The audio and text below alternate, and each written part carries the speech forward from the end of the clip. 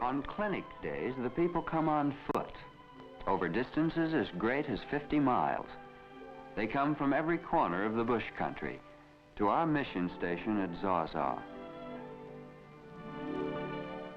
They come as Kezelee came, because they're sick and frightened, believing that the spirit of death has passed into them.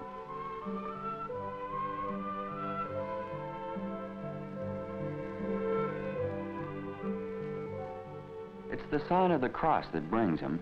Oh, they don't understand it at first. To them, it's simply a powerful sign, the symbol of a special medicine that belongs to the white man, and strong enough to frighten away the evil spirit that has attacked them. And that's what Kezelee and his father thought too. You learn a lot about these people when you live with them, as we do at the mission station. You find out about their capacity to suffer. As a doctor, I've learned to respect them for their dignity and courage. And as a missionary, I've come to love them as human beings. Maybe the story of Kezelee will help you understand why we missionaries feel as we do. Mission doctors haven't time for formal introductions. I met Kezelee through a specimen of his blood. I guess both his father, a Lorma tribesman,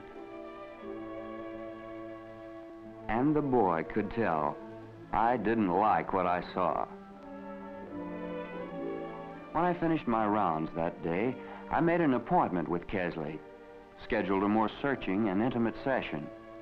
Surgery, 8:30 a.m. Next morning, Kezelee arrived promptly at our little surgical shack. Oh, it wasn't the kind of operating room they told us about back in med school. Probably would frighten an American patient to death. Kezelee wasn't frightened. Not much. When my wife told them through her mask to take the boy inside, I'm sure Kezelee's father envisioned nothing less than a human sacrifice. Perhaps the old tribesman would have been encouraged if he knew we'd done hundreds of operations in that shack. But probably he'd have felt just as bad. Parents are the same everywhere. The human heart reaches deeper than racial difference. And so this father, too, underwent the torture of waiting, as have so many of all races, before him and since.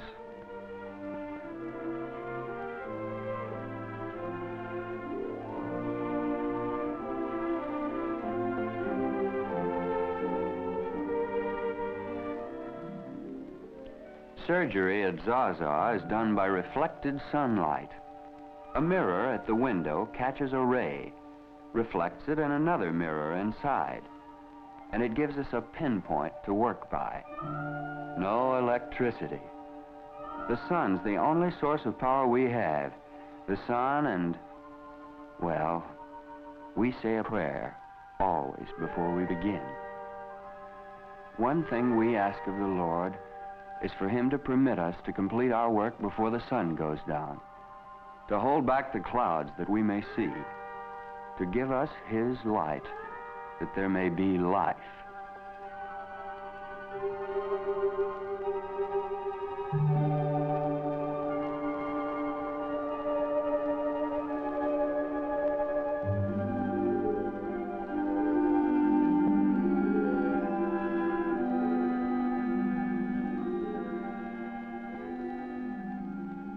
It was clouding up, but we were finished. Guess I'd forgotten about his father being outside.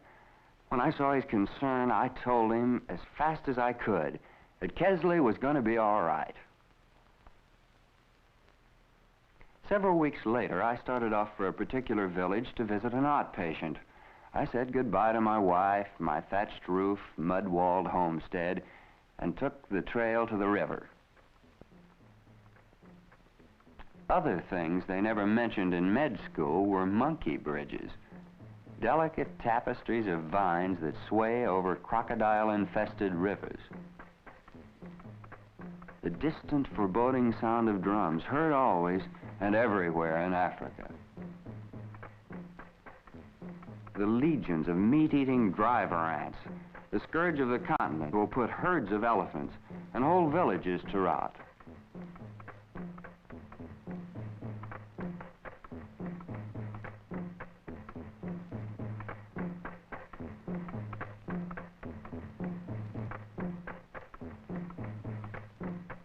The miles of lonely, tenacious distance that an African doctor walks to make a call.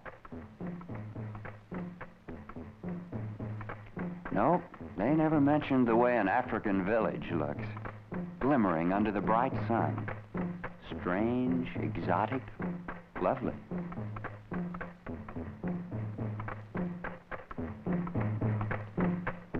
For me, the people and their ways are as fascinating now as they were when I first saw them. Theirs is an innate rhythm, revealed in everything they do.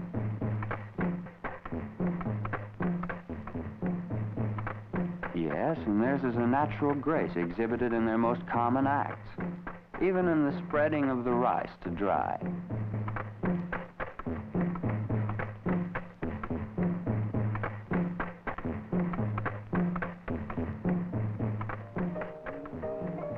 Musical expression is a spontaneous product of primitive life.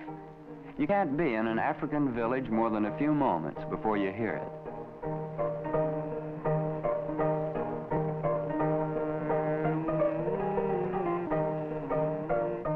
These women were trained to perform as children, trained by Zos, or priestesses of a secret society under the supervision of the fearful bush devil.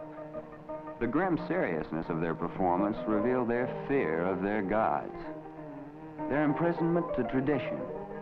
Well, they played and danced like puppets, and the invisible strings were held by the great bush devil, whose name was never mentioned, whose terrifying presence was always felt.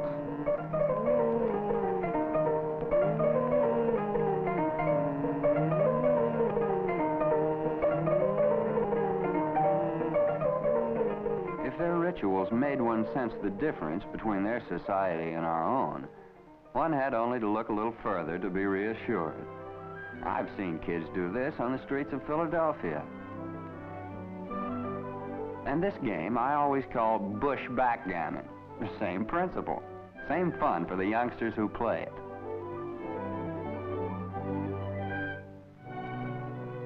I found the patient in another quarter of the village.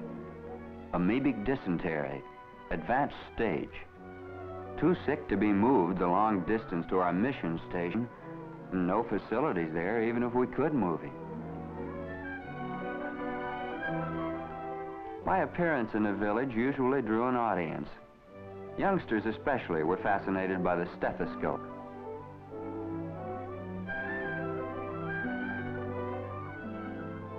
Seems to me I remembered that boy. Of course, surgical case. Kezelee.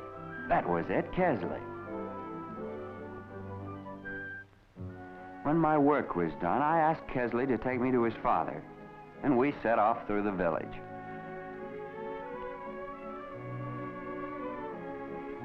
We found him seated in front of his hut with his wife.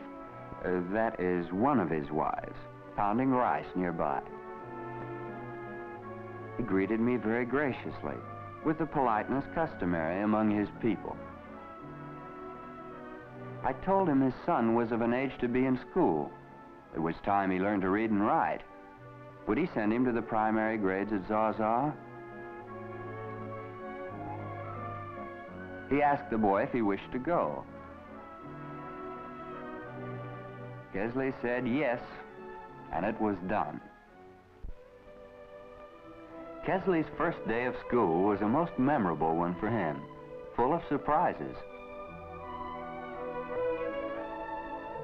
The morning prayer was completely baffling. What was this? What possessed them? Were they bowing their heads because they were afraid? But then what did they fear? The bush devil, perhaps. No, they weren't afraid. You could tell there was no fear in them. But why did they behave so?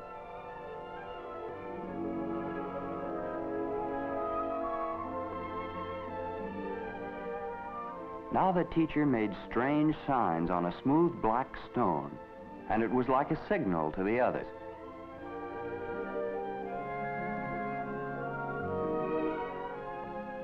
Here was another mystery, equally bewildering. He'd have no part of it. Indeed, Kezelee grew bored that first day.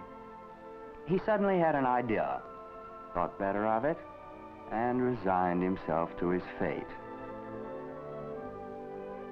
As time went on, Kezelee's education continued.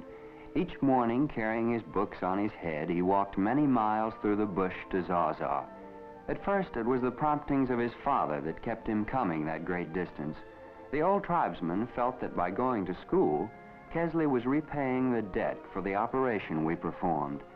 But once Kezelee's interest developed, nothing could have kept him away. One morning, Ruth and I were walking toward the clinic when we heard someone call, "Doctor!"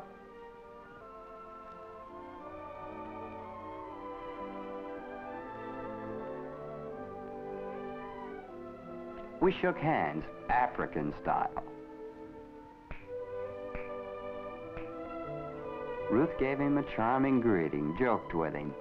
But this morning, Kezelee was dead serious. You see, he had learned to read.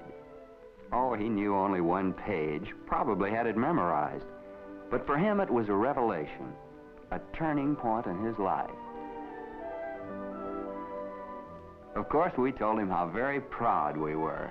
And with great pleasure and great dignity, he placed his crown on his head and went off. A king. We knew this boy had what it takes. Kezelee would go far. When he had gone as far as he could at Zorzor, Kezelee came to our mission at Muhlenberg to continue his education. He had never seen such great buildings before, nor such splendidly dressed boys and girls. It seemed to Kezelee that they were talking about him, a country boy from the bush. Surely he didn't belong in school with them.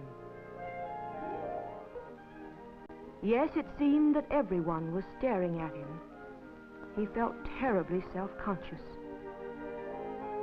At first glance, Muhlenberg was as bewildering to Kezelee as Zorzor had been, a lofty citadel beyond his reach.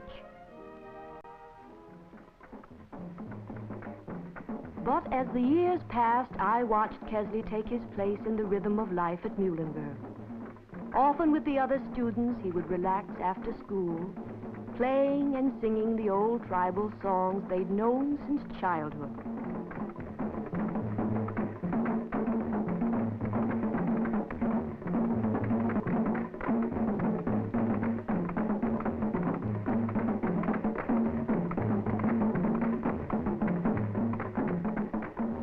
I was Kezlee's teacher. I remember calling him to discuss an essay he had written. He had grown to be a fine young man, very much a leader among his fellows. His essay was particularly good. It revealed an orderly mind and an idealistic spirit, two definite characteristics of the boy himself. The students at Muhlenberg represented the outstanding youth of the country, and scholastic competition was keen. But Kezelee was at the head of the class. He had an innate love of learning, an inquiring mind, and a very favorable way of expressing himself.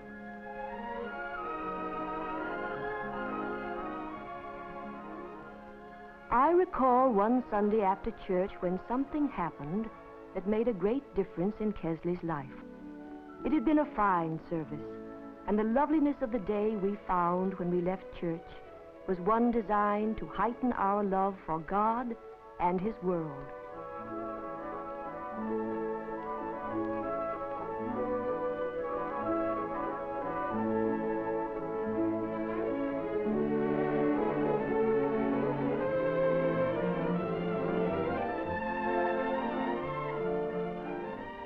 Kezelee was talking to a friend when I noticed that he noticed Yandia, a girl of the Kpelle tribe.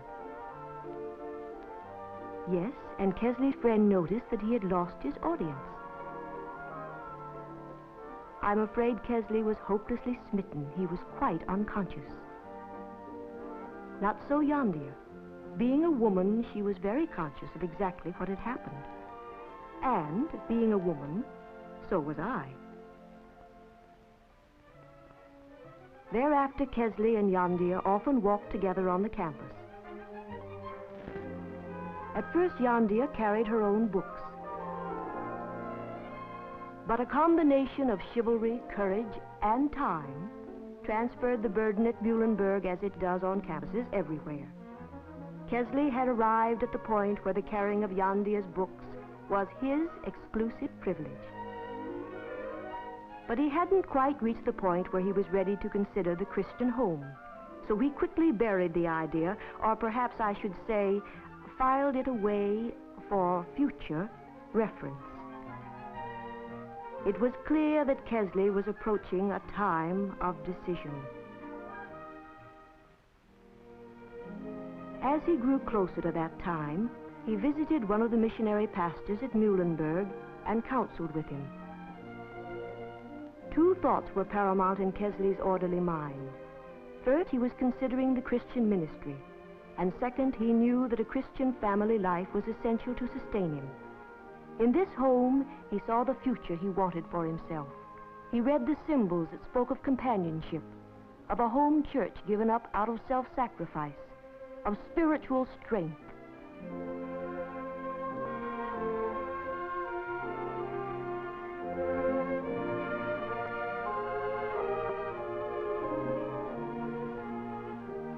As their evening together drew to a close, the pastor read to him from the scriptures, read Christ's great commandment to his disciples.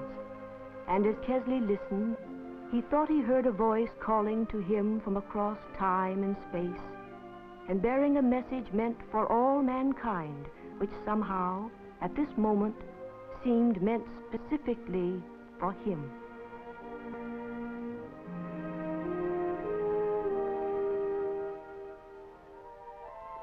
On the afternoon following his visit to my house, Kezelee and Yandia took a walk together.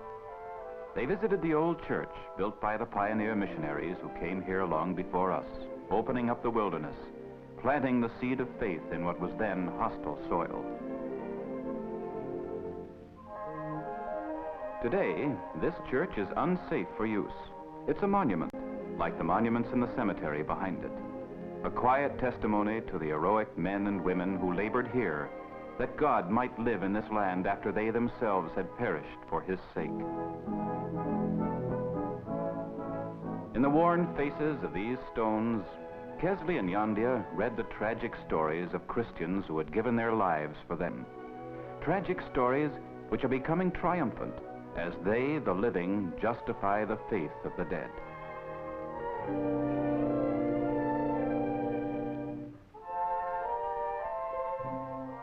Later, they walked down to the river, to a cool place from which they could see the school.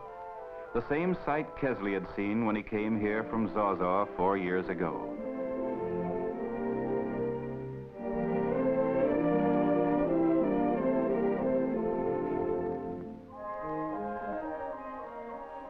It was here that Kezelee spoke to her of his love, of his hope that they might share the future together. They would be graduating soon.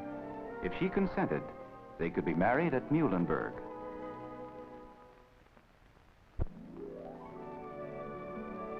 As they sat by the swiftly flowing river, they could somehow see reflected in it the substance of their dream. It was a vision that could one day come to life.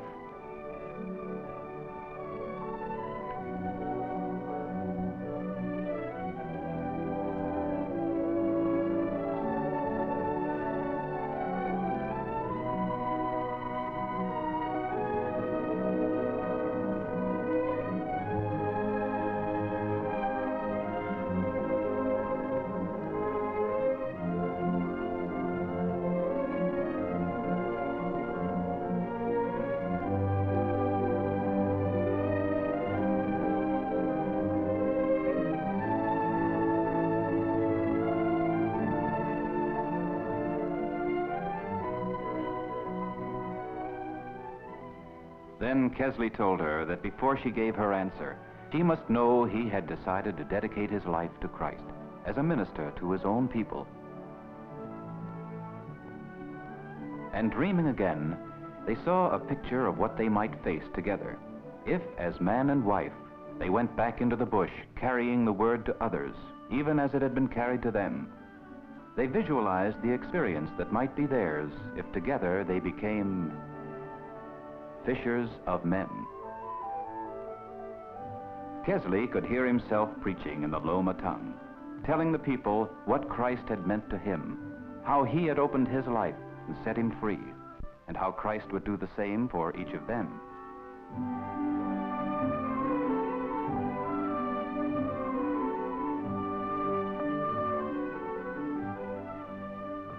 Yandia could see herself leading a hymn, bringing to her people a form of expression based not on fear and cruel tradition, but on a spirit of quietude, peace, and serenity, on a spirit of fellowship before God.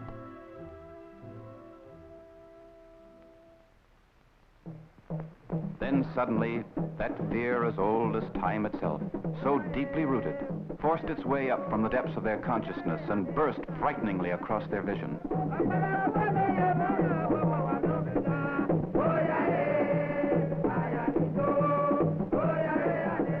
It was the bush devil, the spirit of darkness, force, vengeance, the angry instrument of the unknown. He had learned of the Christian intrusion in his village, and now he danced in the great square as a warning to those who forgot his authority.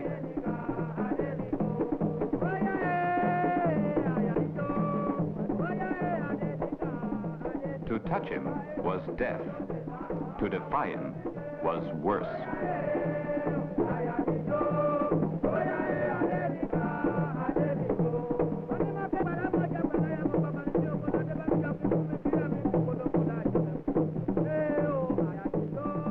Then, in their dream, they saw hope rising above the fear and turmoil, sitting at their feet, awaiting their word.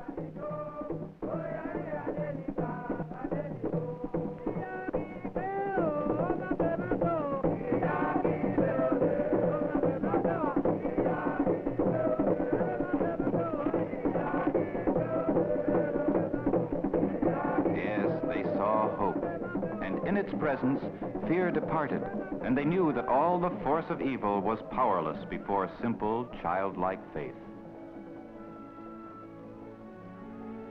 They sensed the duty that was theirs, to free their people from the past, to lead them into the future, and the discord in their hearts grew silent as they read from God's word.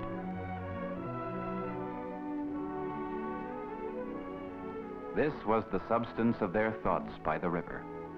The decisions to be made, marriage and the Christian ministry, would channel the current of their lives forever.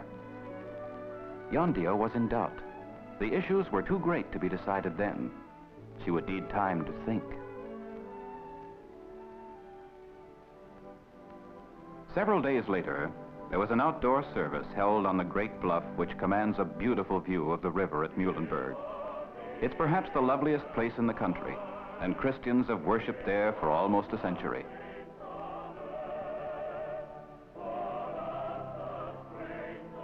The sound of their singing rose into the air and carried out across the land through the country of the Kpelle and beyond, carried down the swift-flowing river to the sea.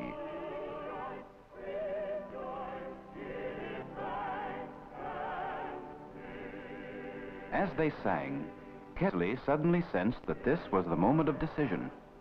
He knew what the answer must be for himself. But what of Yandia?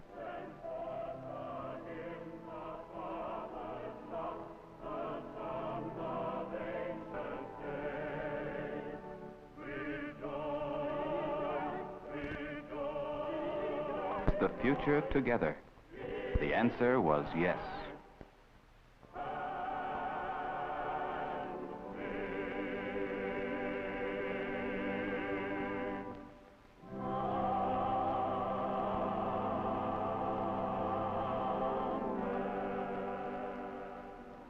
The answer was yes. They would take their places in the Christian ranks with other national workers in bringing the light of the gospel to Liberia.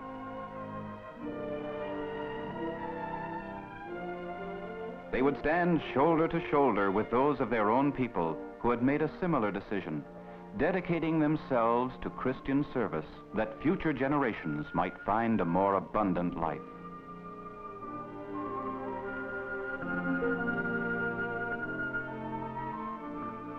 The answer was yes. They would become a part of the team of consecrated Christian men and women who had come to this land to share Christ with their people.